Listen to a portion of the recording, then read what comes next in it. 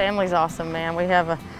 It's a balance because, like you said, a lot of the family we don't get to see because we're busy with the horses all the time, and we get to leave for Thanksgiving and Christmas and be there for a couple hours, and we're always the first one to leave family dinner because we got to go back and feed horses, and riding horses is all I want to do. Born in Little Rock, raised in Slovak, Arkansas, and Oaklawn's home. Everybody I know comes to the races here, and it's my favorite meet. My dad trained and worked for Lynn Whiting and Mr. Bob Holtis and a lot of them guys, and I was thankful that he left a pretty good name out there. I kind of got a head start, I feel like. I was a tomboy, very much so. None of the things girly excited me. I wanted to be playing with my brother and riding horses and doing the rodeo deal, and just a wild child, I guess. Pretty much when I got out of school, I started playing the racetrack game and chasing the horses all over. Worked for Larry Jones for a long time, went out towards Delaware a few years. But this has always been home. I learned so much from Larry Jones. It's unbelievable, and I didn't even realize. It's not like I was walking around with a notepad when I was working for him. I was just working for a buddy, you know. But he definitely changed the way that I was able to look at the game. I grew up doing it one way, and my dad taught me good enough that Larry wanted to hire me. And once I was around him for a while, I said, man, this guy's a little unorthodox about certain things. But when I seen all the success he had to start trying to say, maybe I'm not doing it the right way. Well, it's a wonder anybody can learn anything from me, I'll be honest with you. But I've ridden horses all my life. He has too. And so we got along well. And he's a great hand on a horse. And I told him, I said, he reminds me so much of me when I was young, but I think he's probably even a little better than I was. I work horses for Larry. I've galloped a few for him when he needs me. I've never been a full-time exercise rider for Larry. But Mr. Al, I think this is my ninth or 10th year to work for him here at Oaklawn. And got to give him credit where it's due. He's always been a great boss and always put me on a lot of horses and let me get out here and be seen by these other trainers. She is just a major part of my operation. She's been with me now, I think we're going on 10 or 11 years. She gets them all ready for me. In the mornings when they need to get gate approved, she does all my gate work, and I think they get approved the first time we go and try to get approved. So she's a big part. She rides some for us in the afternoon. We've had a lot of winners over the years. We've been lucky, and I give her credit for the majority of them. Sometimes she'll work horses for me in the morning as well, yeah. But Kelsi used to work for me about 10 years ago. So when her and Robert started dating, of course he was my gallop boy for several years. He started to work for me probably about 16, 17 years ago. And so anyway, but she did start galloping. I could tell she was a pretty good hand on a horse. And so whenever she took out her jockey's license, I started riding her. My dad had horses on the backside of Tim Martin, and she was working for Tim Martin, and took a fancy to her when I seen her. I was hot walking at the time and grooming, and he was working for Larry Jones, galloping at the time, and his dad was still alive and with us, and he was training, and Robert was helping him when he would get done with Larry, and his dad was actually stabled in the same barn that I was in, so we that's the first time we saw each other was in the barn here at Oaklawn, and pretty much history from there. And I think I'd made a deal with her that if our horse win the Apple Blossom, I believe it was, that she owed me a kiss.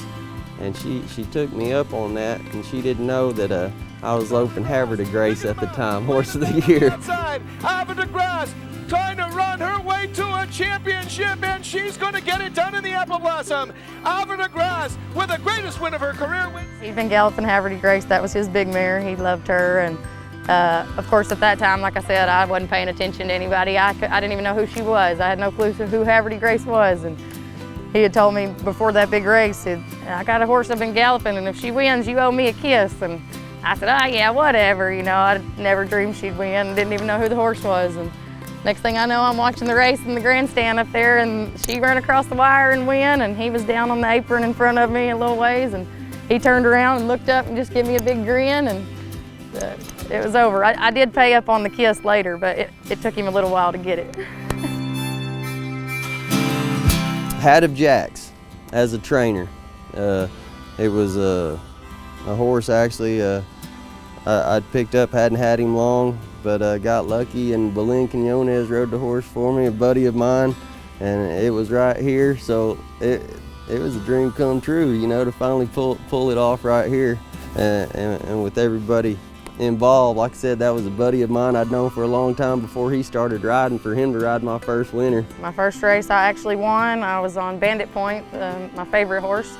It was at Canterbury Park. He was the 3 horse, I remember that.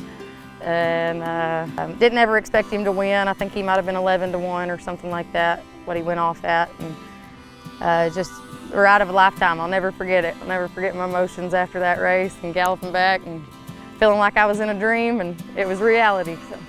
Bandit Point, Miss Kelsi Harr!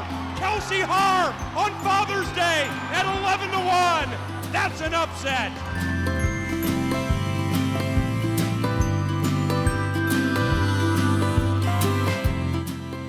We're aware that we're lucky to be in the spot we're in, you know. She's always trying for me, and it's easy to ride a jock like that.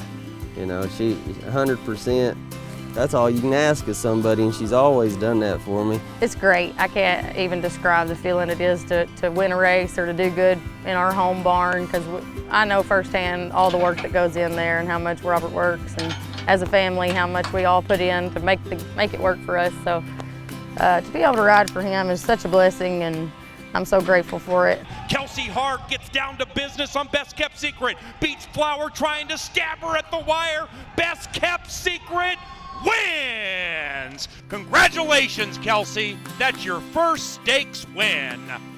Best Kept Secret was the most amazing horse that I've ridden to this day, as far as just flat out natural speed.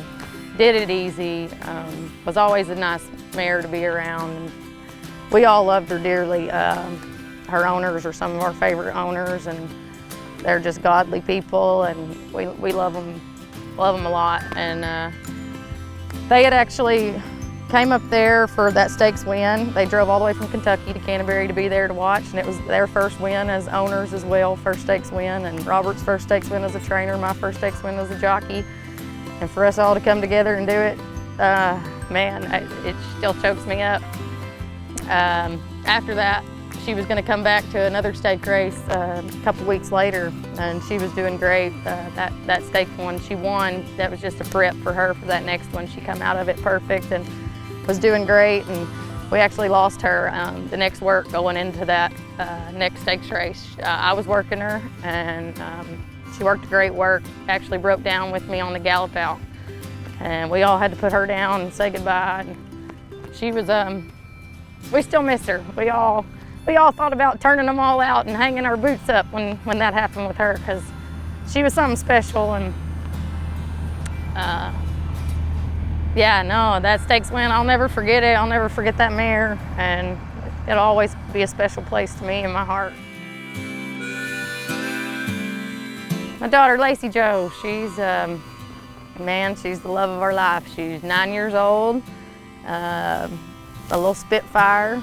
She's got the heart of gold, but she's grown up around all these racetrackers and these boys picking on her, and she knows how to fight back if she needs to. She's great. She loves the horses. She is horse crazy. She is horse crazy, that kid. And you know, she's got four-wheelers and she's got all the toys, you know. But hell, the other morning before we went to school, I look out there and she's got her headlamp on before school, riding her horse around in the little makeshift arena we got there, you know, trying to make the cans, you know, with the headlamp on. I got to laughing at her. That's her gig right now. She loves them. And like I said, I think she says she wants to be a barrel racer, a pony rider, or a jockey one day. So we'll see. She gets my legs. She might be too tall for a jockey, but we'll see. She got on her first horse. It was the horse of the year. We set her on Haverty Grace when she was 1 day old out of the hospital. She went to see the horses before she ever went home. So she was just an itty bitty baby, and she got to sit on horse of the year. And here I am, 29 years old, and I still can't say that. So she's pretty lucky. They had sent me a picture of her on her, and she's just a baby, yeah. Pretty special. We didn't have a big window, so we went straight from the hospital straight to that stall and set her up there, and we got the pictures to prove it. I like barrel racing a lot. It's fun, and probably why I like it is because my mom did it and she did it, and that kind of inspires me, and I just want to follow in her footsteps. I may be a jockey, trainer, gatesman, ponyer at least, and definitely around the horses. Oh, Lacey, yeah. She's a big part of our operation too. She comes and helps in the tack room and talks to me, and well, of course we know her good. When Kelsi first started, she was just an infant. I mean, just couldn't even walk or anything. So we've known her just as long as Kelsi, really. Most of the time I walk horses. I'll help feed water buckets sometimes. She does most of them. She rakes the shed road, kind of fills in like an extra hand. Everyone, when I holler, I have such a loud holler that everyone just looks at me like. The kid of mine, I hope she grows up and does whatever she wants. I try to tell her she can do whatever she puts her mind to, and don't let anybody ever tell you different. And I try to lead her by example on that. And if she grows up and wants to be a jockey, I'll be in her corner 100%. My family, they're great. They are a tribe that follows me and roots for me and supports me any way they can. And to me, that's all that really matters. If the racetrack quit tomorrow, I'm gonna have my family. I'm still gonna have those guys. They're gonna love me if I never ride another race, if I never win another race. They still love me when I come home, and I still love them. And like I said, all this stuff doesn't matter. It's just who you got in your corner and who you know you can count on. And I feel like I've got the best. I'm pretty lucky.